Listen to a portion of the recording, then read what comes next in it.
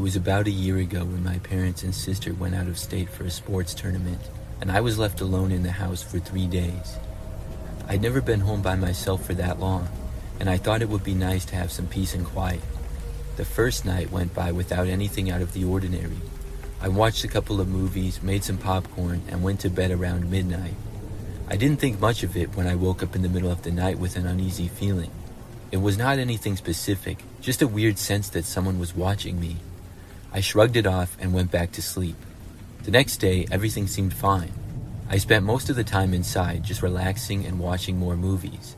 By the evening, the feeling started to creep up again, like there was someone there, even though I was alone. I checked the house to make sure that all the doors and windows were locked, and everything looked normal. I even walked around the yard for a bit to see if anybody was outside, but I didn't find anything. By the time the third night rolled around, I was starting to get a little jumpy. I woke up again between 2 and 3 a.m. and I heard footsteps outside. It wasn't anything loud, just faint footsteps like somebody was walking on the gravel path outside. My heart started to race a bit, but I convinced myself it was probably just an animal, maybe a raccoon or something. But I couldn't shake the feeling that I wasn't alone. I couldn't fall asleep again, so I grabbed my shoes and flashlight, and I went outside to check things out and ease my mind. I walked around the house, shining the flashlight around, but there was nothing. I was starting to feel stupid about going outside alone in the middle of the night when I heard something from the woods behind the house. It was faint, but it sounded like a branch snapping, like something was walking through the trees. I don't know what made me do it, but I walked towards the sound. As I got about halfway from my house to the edge of the woods, I heard a loud, blood-curdling scream. I don't know if it was an animal or human, but it's a wild area behind my house, and it could have been a fox or a mountain lion. Either way, I freaked out, ran inside, and locked all the doors and windows. I peered through the curtains, trying to see if I could spot anything or anyone. I opened the curtains to a man standing close to the window, staring directly at me. As soon as he saw me, he turned and sprinted towards the woods. I didn't sleep for the rest of the night, so I stayed up and watched more movies, and thankfully nothing else happened that night. When my parents came back the next day, I didn't tell them what happened. Since then, I've been home alone 5 more times, and I've never seen the man again. I don't know what he was doing, and if the scream I heard was related to him or not, or just a coincidence from an animal, but it was a scary night.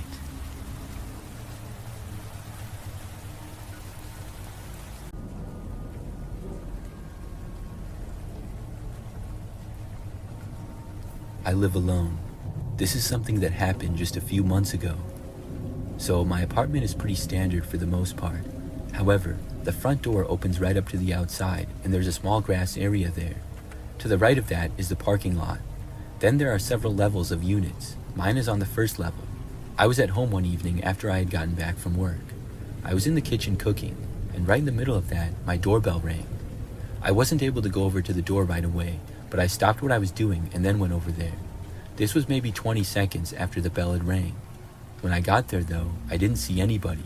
I looked out the window to as much as I could see, and there was nobody there. So at that point, I just went back to cooking. I didn't really know who it could be or why somebody would be ringing my doorbell.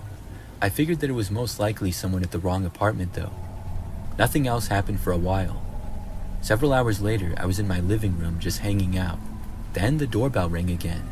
I remembered from before and wondered if that person was back. Then the doorbell started ringing again and again, a bunch of times, really fast. I was so confused. I got up and started walking over to the door. In the time that I was going over there, the doorbell ringing stopped. Before opening the door though, I made it to the window and then looked outside. When I did, I was surprised to see that nobody was there again. They had been ringing my doorbell so many times in a row like they really wanted me to answer, and now they were just gone. I didn't know what to make of it. I looked around for several minutes but didn't see anyone. After that, I went back to what I was doing. I only stayed up for maybe another hour if that. Then I was tired and decided to go to bed. I started turning off the lights in my apartment, but before heading to my bedroom, I went over to the front door and looked out of the window one last time. However, this time I saw something. There was this tall and kind of thin man just standing there a few feet away from my door. He wasn't facing me, but kind of to the side. He didn't appear to really be doing anything though. The guy was wearing all black clothing, and I had no idea who he was. I thought that this was maybe the person who kept ringing my doorbell. It just seemed really suspicious though. I watched him for several minutes. The man just stood there and sort of looked around. Then he started walking away slowly. He went in the grass area out front, and then he walked across the quiet street that was there. After crossing, he walked right into the woods. There was no path or anything. He just went right in, and the woods there is very thick. I was so confused and also creeped out. Since then, I haven't had any more strange doorbell rings or anything. I also haven't seen the guy, and I'm still wondering who he is and what he was doing. I'm also wondering why he just went in the woods like that.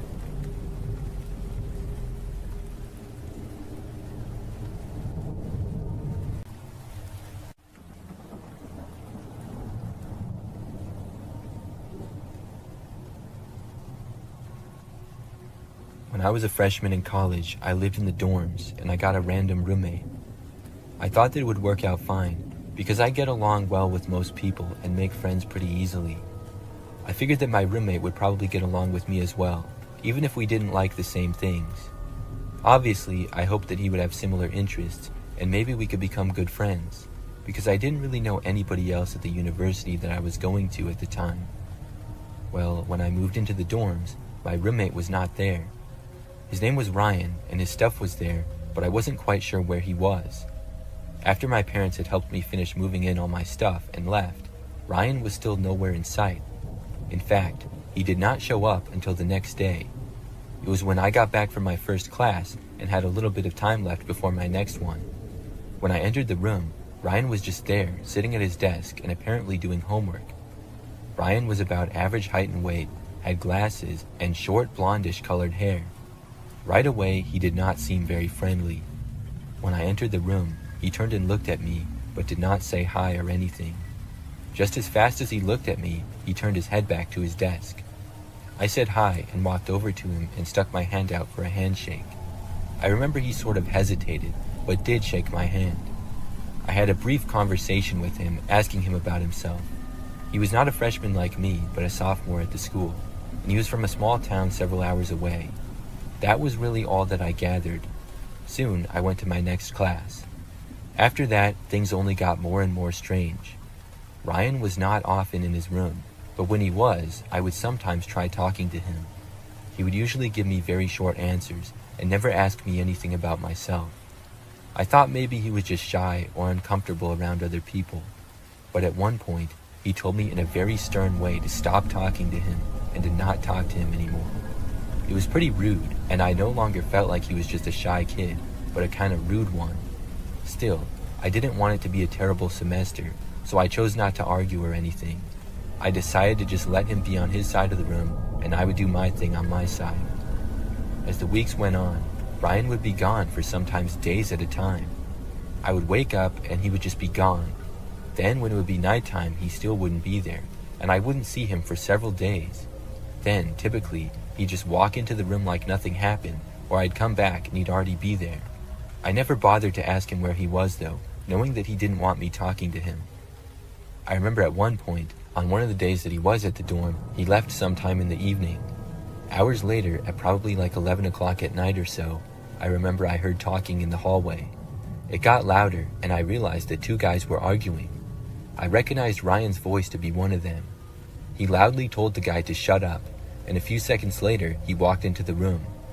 I found out the next day that it was another guy who lived on our floor who he yelled at.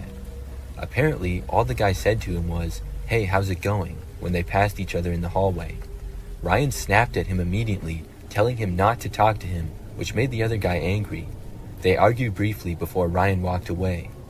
I found this out because the other guy came up to me and told me that my roommate was really strange. That's when we had the conversation, and I was kind of creeped out by Ryan's erratic behavior.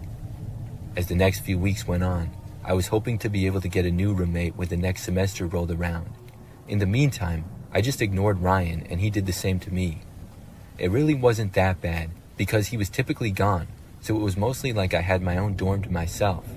You just never knew when Ryan would be back or how long he would be there.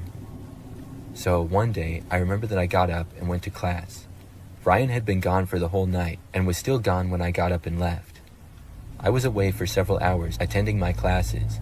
When I returned to the dorm room, I went inside to see everything on my side of the room just gone. It was the craziest thing that I'd ever seen. The bed, desk, and chair that came with the room were still there, but literally everything that I had was gone. My books, my blankets and pillows, clothes, snacks, and everything was nowhere in sight. Ryan's side of the room looked exactly the same, and Ryan was not there. I went inside the room and looked around, trying to figure out what happened. I was sure that I locked the door when I left, and I immediately suspected Ryan. I started to look on his side of the room. He really didn't have that much stuff to begin with. He really just had some clothes, a few blankets, and some notebooks. There was no place that he could have put all my things. After realizing that my stuff was definitely not in the room, I walked out into the hallway. I went to the resident assistant and told him what happened. We did a small investigation looking around the building, and soon we got in touch with campus security. Unfortunately, the dorm building was really old and did not have any security cameras inside of it. Luckily, I had made a few friends by that point in the school year. One had a dorm room all to himself, so I stayed in his spare bed for the next couple of nights. An investigation was done, and Ryan was nowhere to be seen. Several days later, though, my things were found. They were located a little ways into a woods just off campus. He had tossed all my stuff there. Ryan, meanwhile, did not show up for the entire rest of the semester. I was given a new dorm room all to myself by the school, and they also gave me a gift card to buy some new stuff, so that was nice. But as far as I'm aware, Ryan never showed up to campus again. I have no idea where he went. He was a very strange guy, but I'm glad that I didn't have to live with him any longer.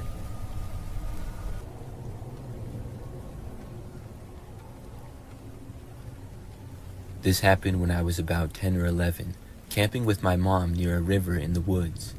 It was just the two of us out there, no one else around. The nearest farmhouse was a couple of miles away, but we were mostly alone. We had the tent set up and a small campfire going when a little before dark, this man arrived to our site. The area we were in was open to anyone wanting to camp, so it wasn't strange to see somebody else, but he had no gear with him at all. He made conversation with us and eventually came around to warning us that there were wild dogs in the area that we needed to watch out for. My mom and I were slightly uncomfortable because he didn't leave and said that he would stay at the campsite a while to protect us from the wild dogs. My mom hinted several times that we would be fine and that he was free to leave because we didn't need his protection. But he didn't leave. He stayed a long time, but there wasn't much we could do because it was a public campsite. He had the right to be there if he wanted, even though he had no camping stuff with him. Eventually, my mom told the man that we were going into our tent for the night, thanked him for keeping us company, and said that he could leave and we would be fine. I asked my mom quietly if he was going to hurt us, and she said of course not, but I could tell by the way her voice cracked that she was scared too. We didn't want to provoke him, but we didn't want to make him feel like we were scared either, so we just crawled into our tent while the man kept sitting on a log at the fire pit. I don't think my mom slept that night, as she had a knife close to where she lay in the tent. I watched the man through the flap in the tent for a while. At one point, while sitting by the fire, he pulled out a long knife and started sharpening it on a stick. He just stared down at the blade and ran it along the stick, making these slow scraping sounds. I asked my mom if he was going to kill us, and she kept saying no, but I could tell that she was worried. She tried not to show it, but she was prepared for the worst. I eventually fell asleep, but woke up a lot to see my mom was still awake, lying there and listening to the scraping sound of the knife on the stick. By morning, the guy was gone. I wasn't sure how long he had stayed or when he left. After packing up our gear, we stopped by the nearest farmhouse to tell somebody about the strange man. At the farmhouse, the old man there listened to our story, then kind of chuckled and said, "Oh, that's just Ivan. He means well, just doesn't know how to mind his own business." Apparently, he lived on a farm nearby, and the old man promised us that he'd have another word with his neighbor, reminding him not to be so rude and strange. A few years later, after our camping trip where we had met Ivan, I saw something disturbing. I was watching the news, and a man had been arrested who was a suspect in several missing person cases. They showed his photo on TV, and even though it had been a few years ago, I instantly noticed it was the guy who had been with us at the campsite. His name was Ivan Milat, a serial killer who had been picking up hitchhikers along the highways and killing them, and burying their bodies in the woods right across the river from where we had camped. I can't even describe the way I felt when I realized it. The guy who had been lurking outside our tent, sharpening a knife, talking about wild dogs, had been a serial killer. We had come so close to him, and I had no idea at the time. I don't think I'll ever forget that night and how lucky we were, but it still haunts me.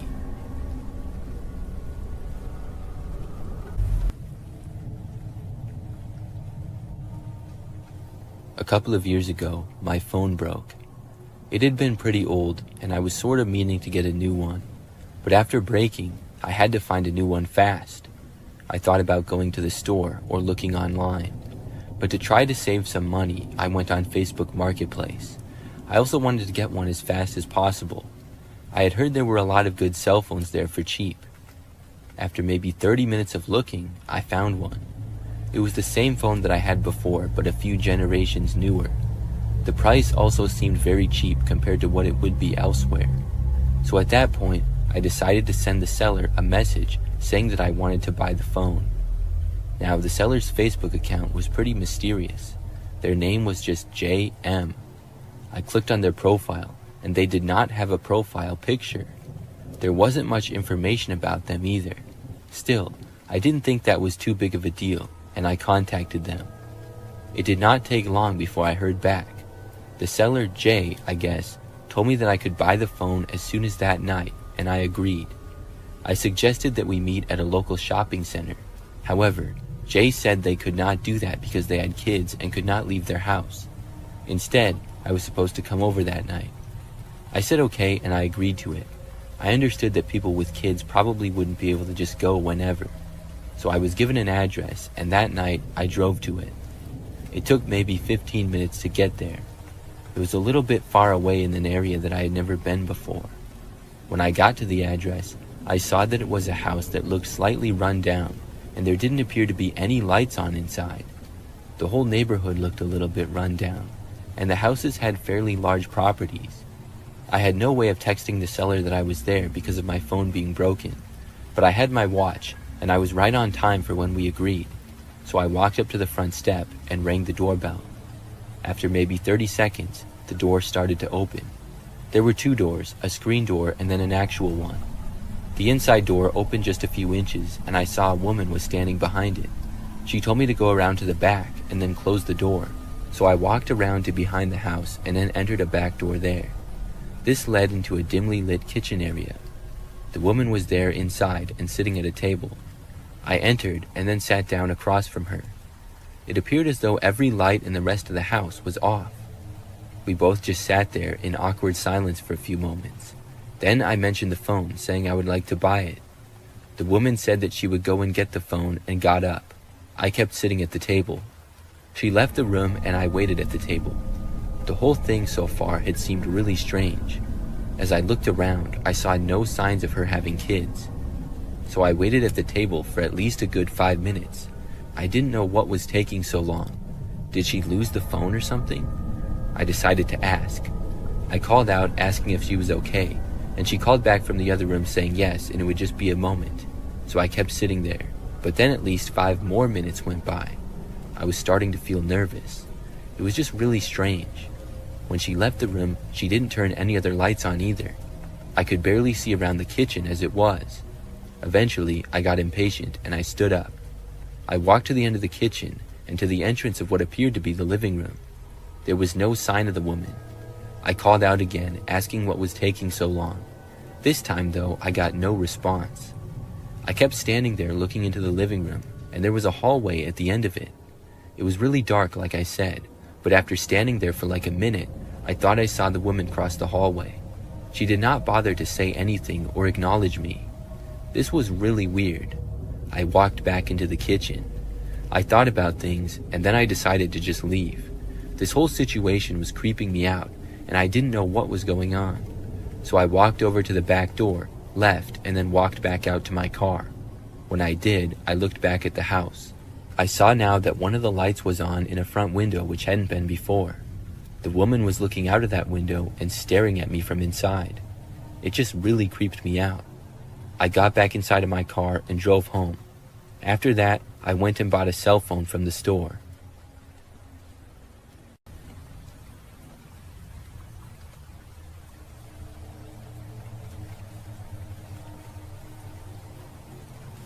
It started one Saturday afternoon when I was sitting in my living room, scrolling through social media. I switched to a new phone and a new number a few months ago. My old number was still active, but I didn't think much of it because it had been quiet. Suddenly, my phone buzzed, and when I looked down, I saw it was a text from my old number. The message read, "I see you." It was odd because I thought it was just some spam or a wrong number, so I shrugged it off. A few hours later, another message came through saying, "You don't remember me?" I had forgotten to change my number on a few accounts, so it was possible that somebody had gotten a hold of it. I decided to reply, trying to keep it light, and I typed back, "Who is this?" The response was quick and said, "You know who I am." I didn't want to engage further, so I put my phone down and tried to watch a movie, but the messages nagged at the back of my mind. The next day, the texts continued, saying more creepy and odd things. I stopped replying for a while. Monday brought more messages, saying things such as, "I'm closer than you think," and "You'll remember me soon." I debated calling the police, but what would I even say? Somebody is texting me creepy things from my old number? It felt ridiculous. By Tuesday, I was on edge, and I couldn't focus at work. The messages were escalating, saying, "I know what you did last summer," and kept repeating, "You'll remember soon." I tried to block the number, but it kept coming through, so I finally decided to involve the police and see if they could do anything. I explained the situation, and they filed a report. The messages continued for all the next week, and I tried to ignore them as best as I could. I finally got a call from the police a week later. They had traced the text back to an old acquaintance from high school, someone I hadn't spoken to in years. He had been using some sort of app to send the messages from my old number. That night, I confronted him at his house, and his parents answered the door, so it ended up working out perfectly to involve them as well. It was awesome to see his face when he came downstairs and saw me talking to his parents and showing texts that he had sent to me. So that was the last problem I had with the kid, but it was still scary before I knew who was behind it all.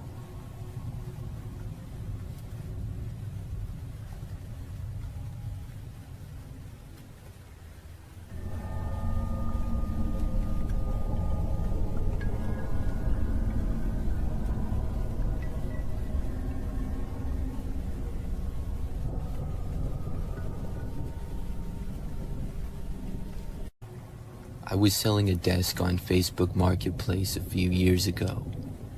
It was a pretty nice desk in my opinion, and I had bought it from IKEA just 2 years prior. However, I was going to be moving and I decided to get rid of it. During this time, I lived in a smaller house by myself. I remember that after I made the listing for the desk, it took a couple of days before I got any responses. When I did, I got a message from a man named Charlie. He said that he wanted to buy the desk. There wasn't a whole lot of conversation between us other than that. I was happy that somebody wanted to buy it, and I made sure that he was good with the price, which he said that he was.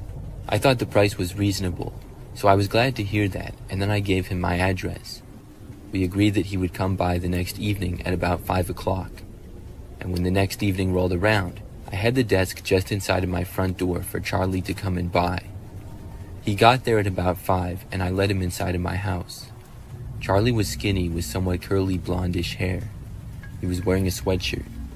After we said hi to each other, I showed Charlie the desk, and I told him that I could help him take it to his car.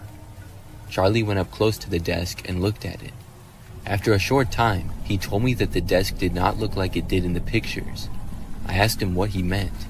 I was very confused because it was exactly the same as the pictures. I had taken them just days prior when I had listed the desk, and I really hadn't touched it since. Charlie said that it just wasn't how he thought it would be. Then he said that he decided not to buy it. I was disappointed, but I said okay. Then he turned and left. I was confused by what he had said. I'm not sure what exactly he was expecting, because in my opinion, the desk was just as it was advertised in the listing. I decided to just move on, and hopefully somebody else would want to buy it. So the night went on, and I ended up staying up pretty late. It was nearly midnight. I was in the other room, and I heard the sound suddenly of somebody trying to open the front door. When I heard this, I walked over and looked out of a front window. I saw a man standing there, wearing a hat that was mostly covering his face. But I then realized that this was Charlie. I didn't know what he was doing. After literally trying to open my front door, he then walked away, but he didn't leave. Instead, he walked around to the back side of the house. He tried that door, which thankfully was locked. After that, things were quiet for a bit. Then he returned to the front. This time, he actually knocked on the front door of the house, but I was not going to answer it. After being at the front door, he moved to several windows. It seemed like he was trying to look inside.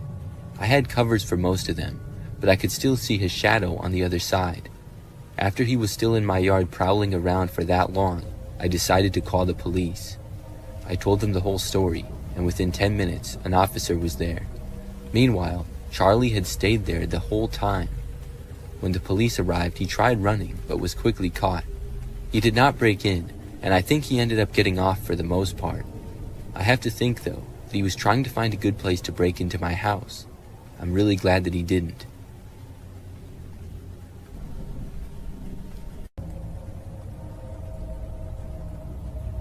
It was a Friday night, and my friends and I decided to hang out at the park. We were bored, and the night felt perfect for some fresh air.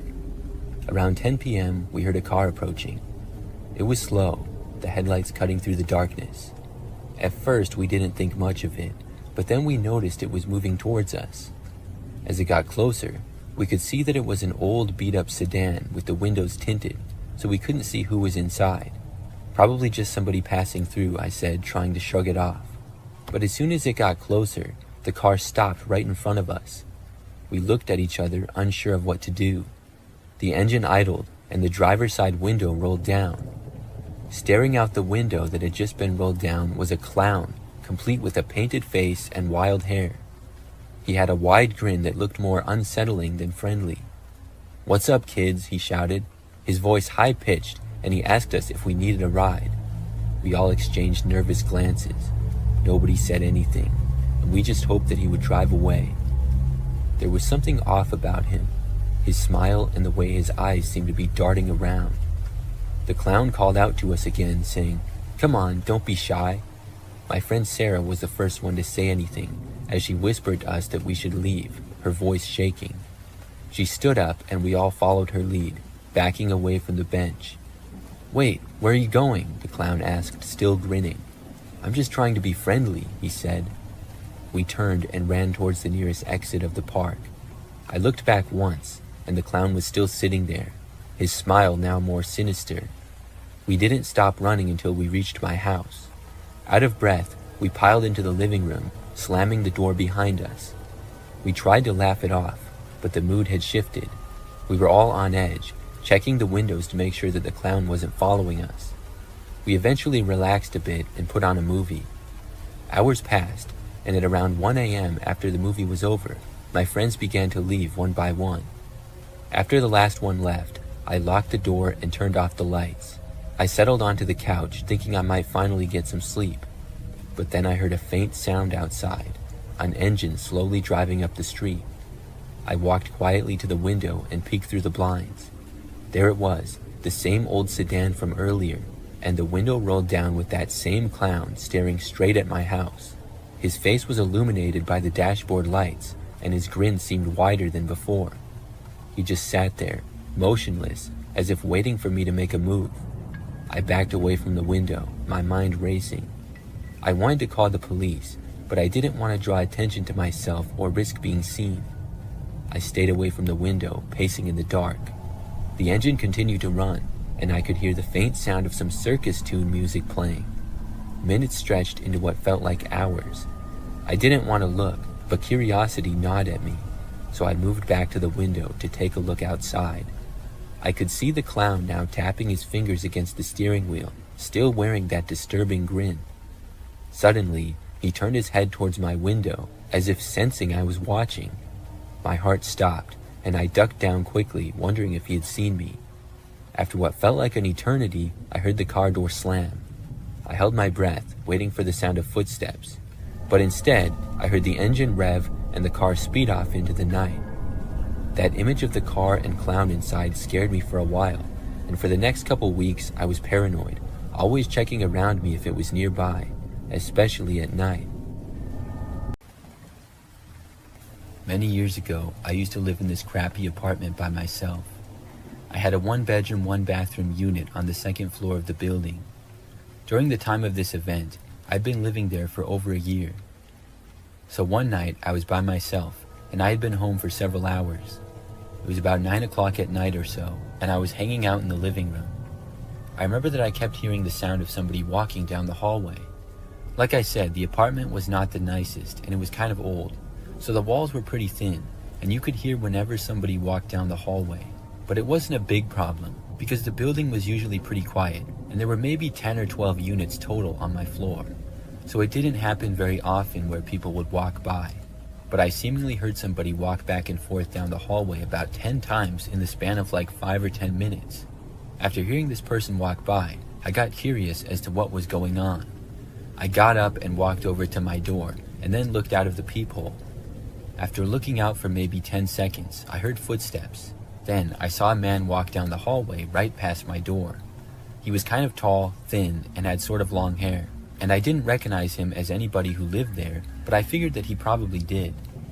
After walking past my door, he went down the hallway. I kept watching for a little bit, and then I started to walk away. But I heard the footsteps then coming back, like he turned around. So I walked back over to the door and looked out of it again. This time, the man started walking by again, but right as he got even with my door, he suddenly stopped, and then he turned his head and looked directly at my door. It was like he could see me, and I quickly moved back. It was really creepy. The guy started standing there right in front of my door. I did not go back to look. Instead, I went back into the living room. But a short time later, I heard a knocking on my door. I had a bad feeling about it, knowing that it was the strange guy who was walking up and down the hallways. Obviously, I had no clue what he wanted, but I also didn't want to know. So I did not get up and go answer the door, but he continued to knock. He would knock for a few seconds, stop, and then knock again. This went on for several minutes.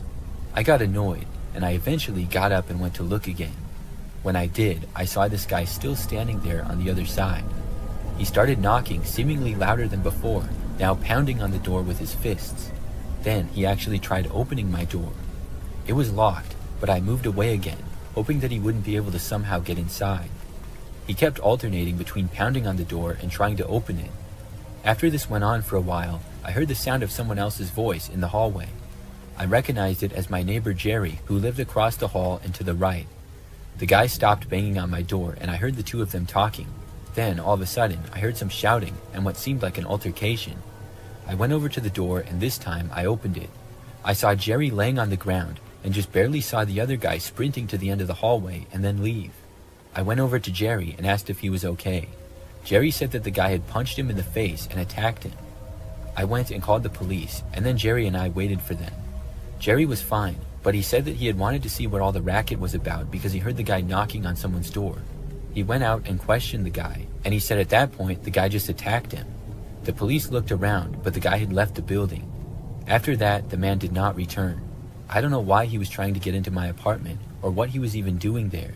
I feel bad that Jerry got beat up, but I'm glad that he was okay. The whole thing was very strange.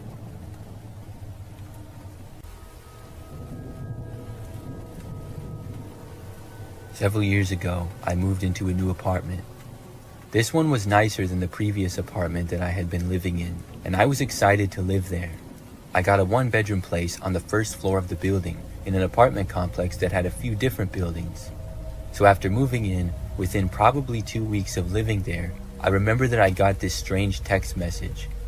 I did not know who it was from because I didn't recognize the number. The text just said hi, and I ignored it, assuming it to be a wrong number or something. Several days later, though, I got another text. It was from the same number, but it said, "I can see you." I found this to be more suspicious now. I wondered if this was actually a wrong number or maybe something else, but quite possibly it was just a prank from a random number. I texted back asking who it was. They did not respond though.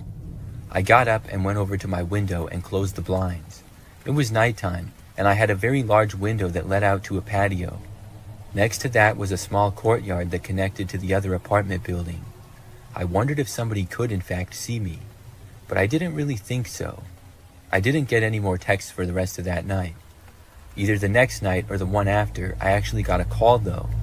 When I saw the number was calling me, I hesitated before answering, but my curiosity got the better of me.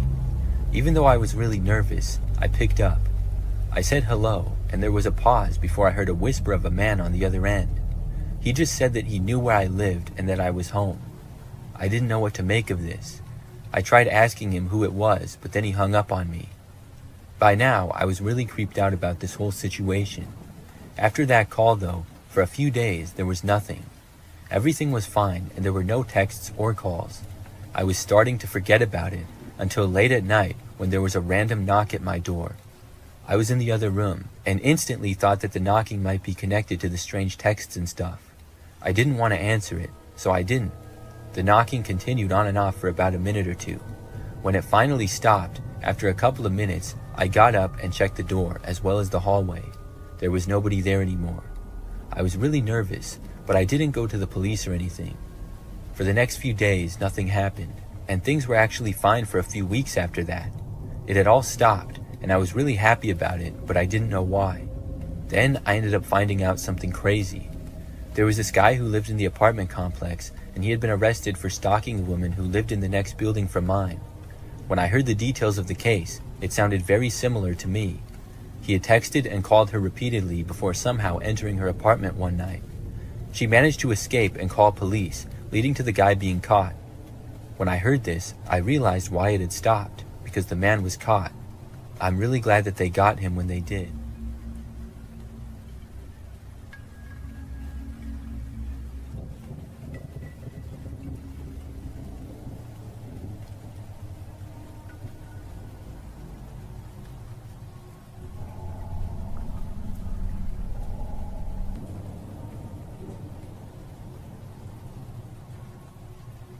This is the story of the time that I got a job from Craigslist. Years ago, when I was in college, I hardly had any money.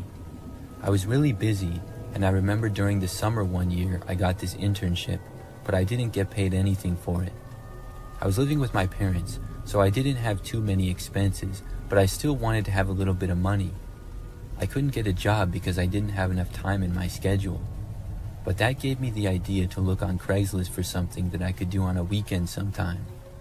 I knew that there were people who would pay money for you to do yard work for them or something. And yard work was exactly the type of thing that I was looking for. I was pretty confident in my skills, and after looking on Craigslist for a couple of days, I saw an ad that interested me. It was a man who said he needed somebody to do quite a bit of work on his property. The job would take several hours at least, but he was willing to pay good money for it. And the guy also said that there was potential that he would need work done again another time. The ad did not have a specific day, but said to contact him for more information. So I reached out, and pretty quickly I got a response. We arranged a meeting of basically a job interview at a local restaurant. The man's name was Robert, and he seemed to be a nice guy. He said that he owned several houses in the general area. Some he was fixing up to sell, and others to rent. He recently bought a house that needed a lot of yard work done to the property. He said that if I wanted, he might need me for another property in the future as well. The man asked me what day I would be available to work, and I told him. So he gave me the address of the house and said that I could have the job. When the date we agreed on several days later came, I drove to the house and got there when I was supposed to. Robert was not there, but he was at another one of his properties. He said that when I was almost done working to text him and he would come by and pay me. Then I started work. The property of the house was a little bit out there in the country. I was supposed to mow the grass, do some weeding, pick up all the tree branches and stuff in the yard, and then plant a bunch of these flowers that the guy had. The yard was pretty large in both the front and backyard, and at the end of the backyard was a large woods. I'm not sure if that was still his property or not, but I believe at least part of it was. It was definitely a lot of work, but I didn't mind it too much. About an hour in, when I was mowing the grass on the guy's riding mower, I saw something off. I was in the backyard and a good distance away from the house, but I saw what looked like a man staring at me from inside a window to the house. It really took me by surprise, because I was under the impression that the house was empty. I thought that maybe someone was renting the place or something like that.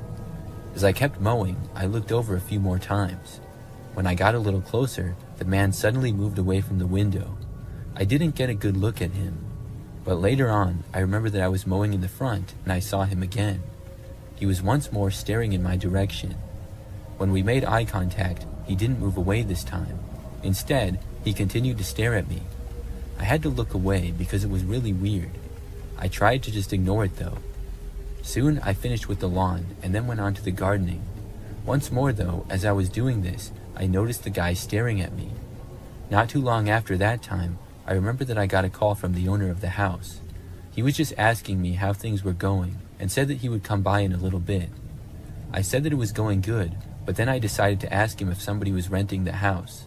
The man said no, the house was currently vacant. I told him how there was a guy inside that kept staring at me.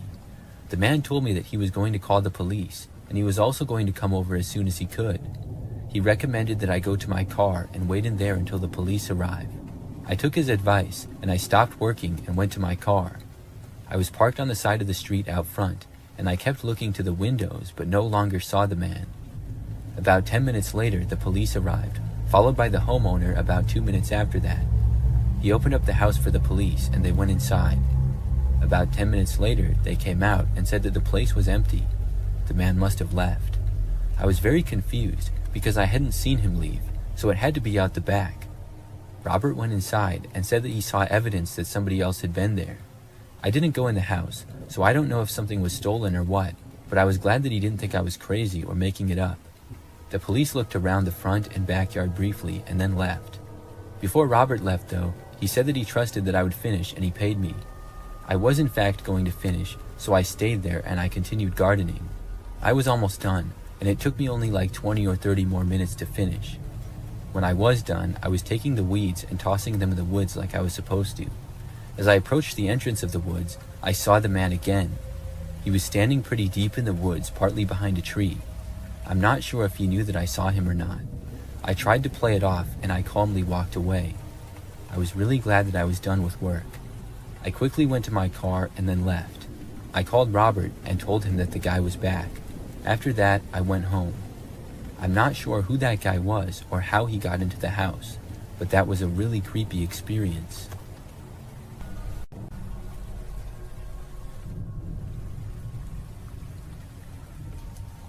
For a while when I was younger, I had a roommate. We shared a small 2-bedroom house together just outside the city.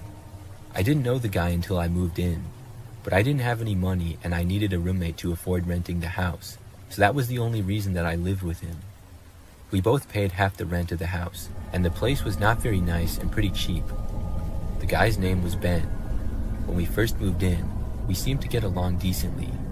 For the first few days, we mostly just stayed in our own rooms or were gone at work. I did run into him in the kitchen once and we talked briefly. He seemed alright. However, about a week or two into living there, and one night I was awoken to the sound of somebody banging on my bedroom door. It was loud enough to wake me, and it continued, so I called out asking who was there. I figured that it had to be Ben, because who else would be in our house? The knocking stopped at that point, but nobody responded to me. So I got up and I walked over to the door, but when I opened it, nobody was there. I looked down the hallway and Ben's door was shut. I figured he had done it, but I didn't know why. Maybe it was a prank. He just didn't seem like the type of guy to pull that kind of a prank though. I went back to bed at that point. When I got up, Ben had already left for his job, and I forgot to talk to him about it anyways. But the next night, basically the same thing happened again. I once more was awoken in the wee hours of the morning to a banging on my bedroom door. This time I was more frustrated, and I called out, "What?" The knocking stopped, and I got up and ran to the door and opened it.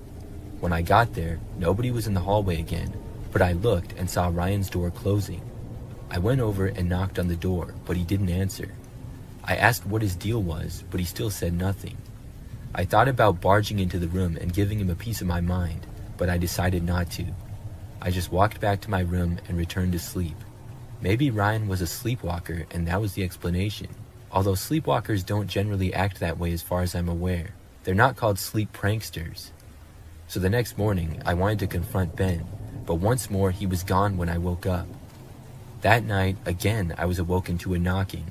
This time, I got right out of bed and marched over to the door and opened it.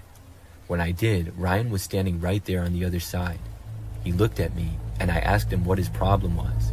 Ryan then shoved me backwards before running off to his room. I went after him and tried opening his door, but it was locked. I banged on it for a while, but he didn't answer.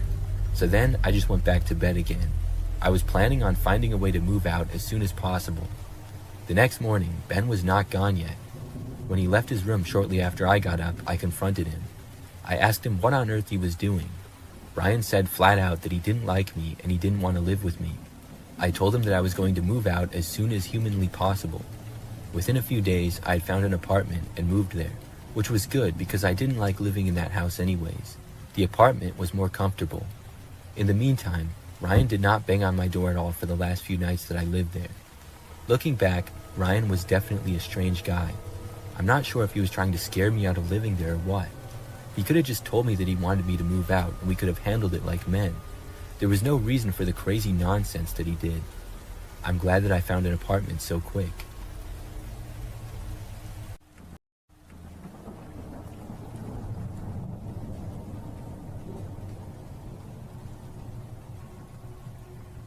When I was about 8 years old, I remember that I took a train one time with my older sister.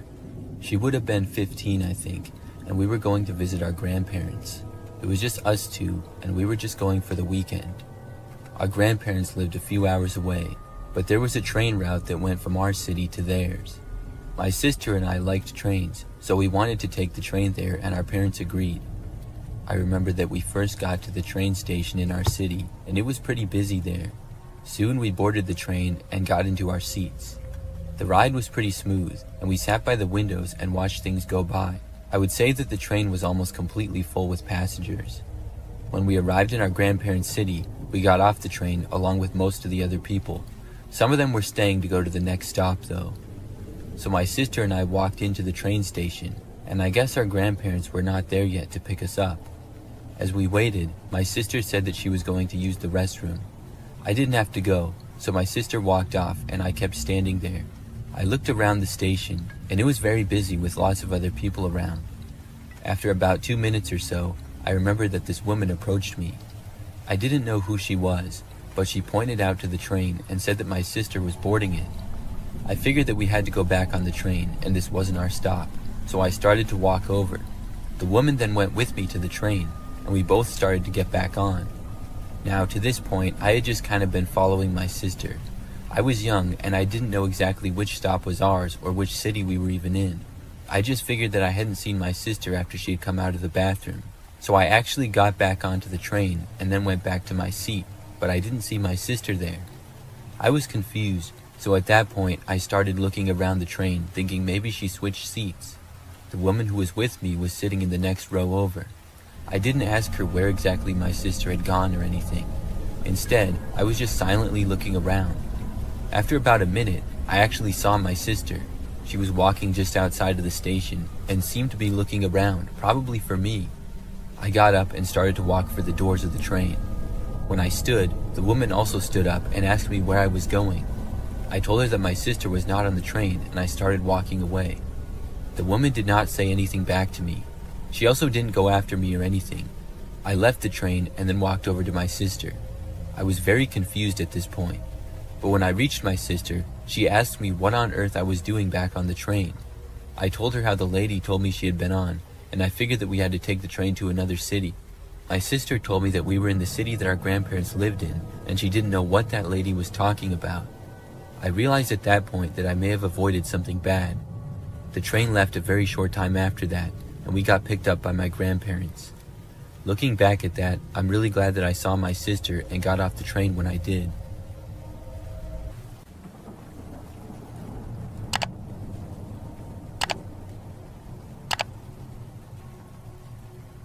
I don't go on Facebook that much, but I do go on from time to time, and last year something really strange happened. One day I went on Facebook for the first time in probably a couple of weeks. When I did, I saw that I had one new friend request and clicked on it to see who it was. The person appeared to have the same exact profile as me. They had the same name as me and the same profile picture. It was like they were pretending to be me. I clicked on the profile, assuming it to probably be a bot, but this was really strange. There was not a whole lot that I could see right away on the page, so I accepted the friend request to see more. After I did, I saw that this person pretending to be me had posted several of the same pictures that I had on my page, but this profile only had one friend, which was now me. I was still thinking that it was a bot of some sort, and this was really weird. I sent a message to the person saying, "What's the meaning of this?" They responded back rather quickly, saying exactly what I had sent to them. What's the meaning of this? I asked who it was, and they wrote back the same thing, just imitating what I said. It was really weird. I figured at this point that it was probably some kind of a prank. I got off of Facebook and texted a few of my friends about it. However, when I did, none of my friends admitted to it and didn't seem to know what was going on. I know my friends pretty well, and they all seemed genuinely confused. The next day, I was really curious as to who it was, so I went back on and sent another message to the page. This time, hoping that it was a joke somebody was playing on me for some reason, I said, "This is a funny joke, but seriously, who are you?" The page responded just saying, "This is not a joke." They finally said something other than just what I had said to them. I asked them to stop pretending to be me, saying that it was really weird. They responded saying, "Okay, I will just take your account then." I didn't know what they meant by this, but I was annoyed and I blocked the page right then and there. I thought that was that. The next day, however, I got a Facebook notification randomly saying that several people had liked my photo. I hadn't posted anything lately, so I went on to see. That's when I realized that my account had been hacked. There was a picture posted to my account. It was my profile picture, but put through several filters, and it looked really weird. Whoever was behind this said they would hack my account, and they did. I really couldn't believe it. I quickly deleted the post and then changed my password. I hadn't told my previous password to anyone, so I don't know how they would have even known it. After that, I didn't go on Facebook for a long time, and also strangely, the person never hacked into my account again or sent me another friend request or message. I still don't know who did that or why. It's very mysterious.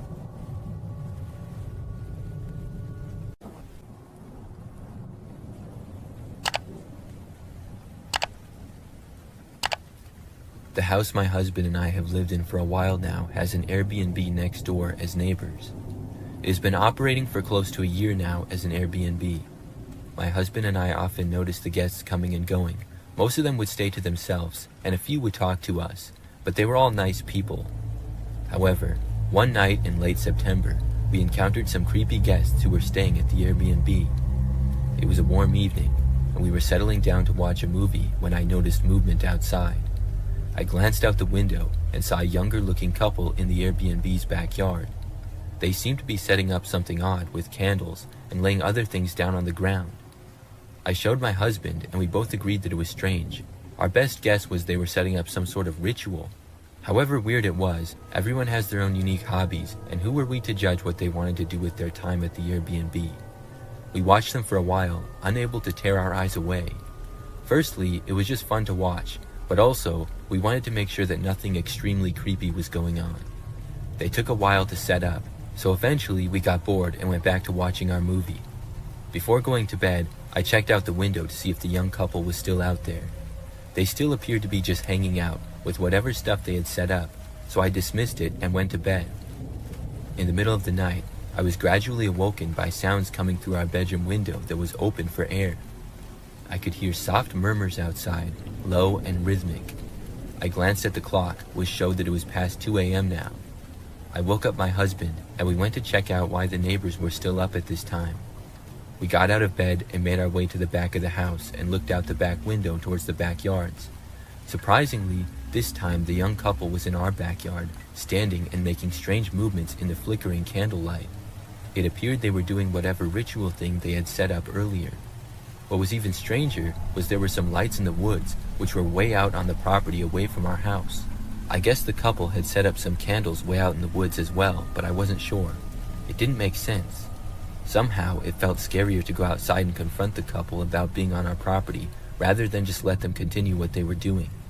We double-checked the house, locking all our doors and windows just in case before going back to bed. The next morning when we woke up, we cautiously walked into our backyard, checking to see if anything was damaged. It looked like the couple from the Airbnb had already left, since their car was gone. Everything was normal in our backyard, thankfully, besides a note that we found in the middle of the lawn pinned down by a rock. I bent down and picked up the small piece of paper and unfolded it to read it. It read, "Thank you for your participation. You have been blessed. Nothing major happened to us in our yard that night, but it was just really creepy in general. We left a message with the owner of the Airbnb, recommending not to let that young couple stay in again in the future if they tried to."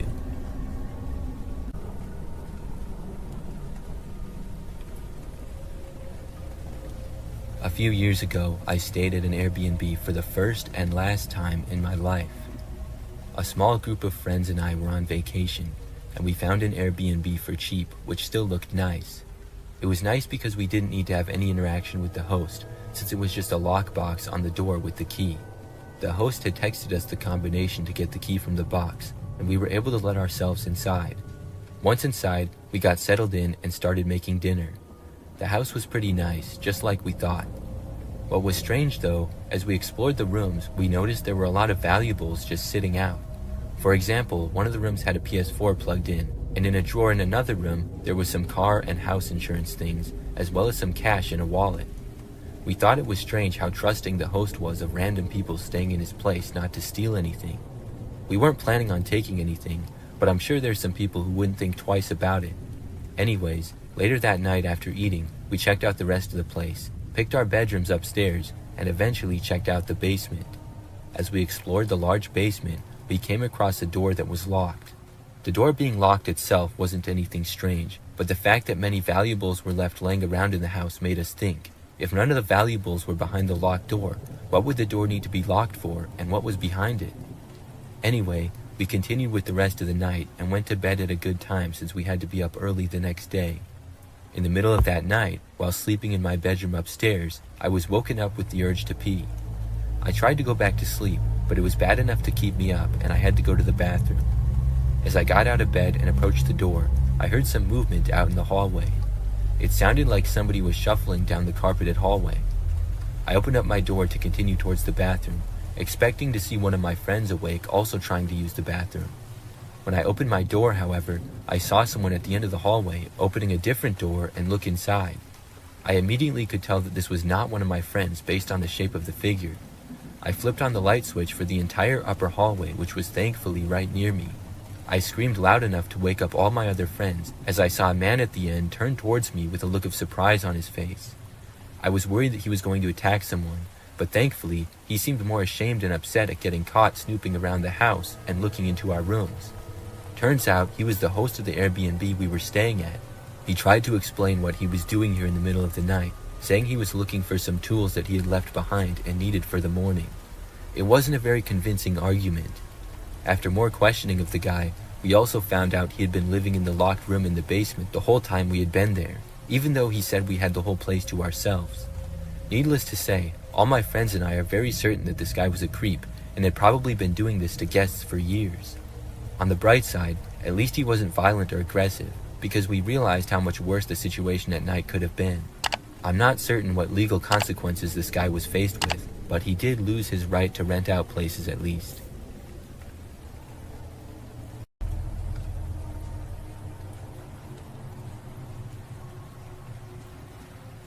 A strange thing happened to me a couple of years ago.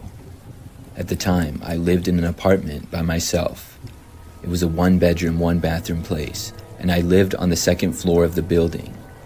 Overall, the apartment was not the nicest, and it didn't have that many units in it either. I knew a few of my neighbors, but not all of them. One night, I was at home by myself, like usual. It was sometime at night, I really don't know exactly the time, but there was a knock on my door. I walked over and answered it, without giving it that much thought. A man was standing there. He was kind of short and had dark brown hair. The man told me that he was my neighbor from down the hallway, and he pointed a ways to the left. He asked me if he could come inside of my apartment to make a phone call. He said that his Wi-Fi was not working, and he didn't have any service on his phone at the time, so without the Wi-Fi, he couldn't make any calls. I was not comfortable with this. I told the man sorry but no. He said that he would be really fast, and I told him that I really couldn't help him. He kind of came across as a little bit sketchy to me for some reason. The man turned to walk away, and I closed my door.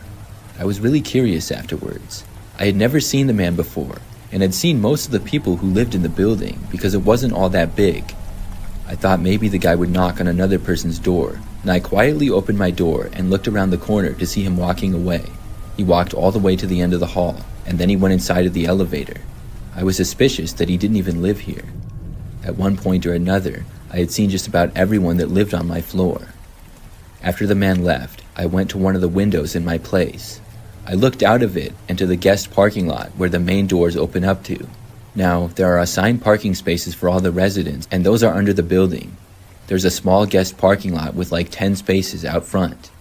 I saw the man leave the building and then walk to an older looking car in the guest parking lot and drive away. He definitely didn't live here. So why would he lie to me and claim that he did? I didn't know, but the fact that he wanted me to let him inside of my apartment kind of creeps me out. He certainly made up the whole story about his Wi-Fi being down and him not having any cell phone service. I'm not sure how he got into the building in the first place, but most likely somebody else let him in when they were entering. After that night, I never saw him again. That pretty much confirmed to me that he didn't live there. I'm really glad that I didn't let him inside of my apartment.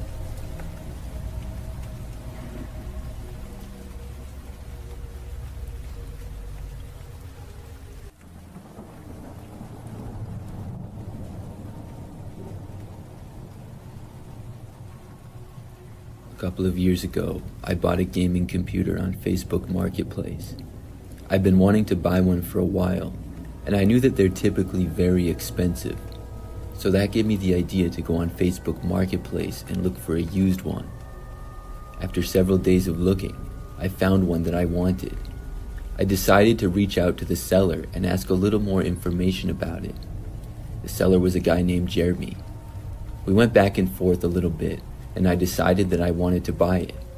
It was a pretty good deal, so we agreed on a day that I would go over and get the computer.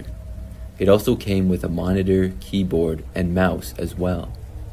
So after I bought it, I took it home, set it up, and started using it. I was happy with my purchase, and I used the computer for the next week and a half. Then I got another message on Facebook from Jeremy. He said that he wanted his computer back. I was really confused when I saw this, because he had just sold it to me like a week before.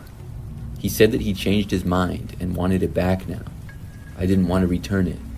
I liked the computer, and I had already installed several games and other programs on it. I told Jeremy no, I wasn't going to return it. Then Jeremy said that he would give me a certain amount of money for it. The funny thing is that the amount he offered was less than I paid for the computer by a few $100s. I pointed that out, and he said that it was all he could afford to give. Now, when he originally said he wanted it back, I assumed that meant he would pay the full price. I said the answer was still no. I was really annoyed that this guy was trying to get the computer back, and even more annoyed that he wasn't offering the full price. If he didn't want to sell it, then he shouldn't have sold it. However, Jeremy was not happy that I refused to give the computer back. He then sent me a friend request on Facebook, and then started messaging me a bunch of times. I ignored him for a while, but after he kept sending me messages for like 3 days straight, I blocked him. I thought that was that. This situation was strange enough. But unfortunately, that was not the end of Jeremy. Probably about a week after I blocked Jeremy, he showed up to my house. I happened to be home alone and was in my bedroom, on the very gaming computer that I had bought from Jeremy. It was nighttime and about 8 p.m. and dark out. I heard a knocking coming from the front door. I got up and left my room and went over to the living room and then looked out of the window. Jeremy was there on the front step. I recognized him from when I bought the computer. How did he know where I lived? This was really strange. I watched him stand there and knock again on the front door. I was wondering what on earth he had planned. Did he think that by showing up at my house unannounced that would make me change my mind? I stayed in the living room and ignored his knocks. I was hoping that he would just go away, and most of the lights in my house were off, so maybe he would think that I wasn't home. But I watched Jeremy hang around the front step for several more minutes. I was kind of looking around, and I had to move back from the window so that he wouldn't see me. He came back and knocked again on the front door, this time louder. He also yelled, asking for me to come outside. I still ignored him. I walked back to my bedroom, hoping that Jeremy would eventually give up and leave. When I got back to my room, I put in some headphones and sat back down at my computer. For the next 5 minutes or so, everything was fine. But suddenly, I heard a knocking sound. I took out my headphones and looked to the direction of my window. Jeremy was standing there, looking into my bedroom. I got up and ran over to the window and closed the blinds. Jeremy started yelling at me, but I couldn't really hear what he said very well. I left my bedroom and went back towards the living room. By that time, Jeremy had made his way back towards my front door. Then he started banging on it again. I went over to the door and shouted to him that I was going to call the police. Jeremy yelled at me to give the computer back. Then I called the cops. I told them what was going on, and Jeremy still wasn't leaving, and he continued to stay there, even after I got off the phone with the police. But unfortunately, he finally left just moments before the cops got there. I talked to them, gave them a description of Jeremy, and told them my side of the story. After that, the police left and said to call back if Jeremy ever returned. I was afraid that he would, but luckily he didn't. I still have a hard time believing how crazy it was, and I can't believe that that actually happened.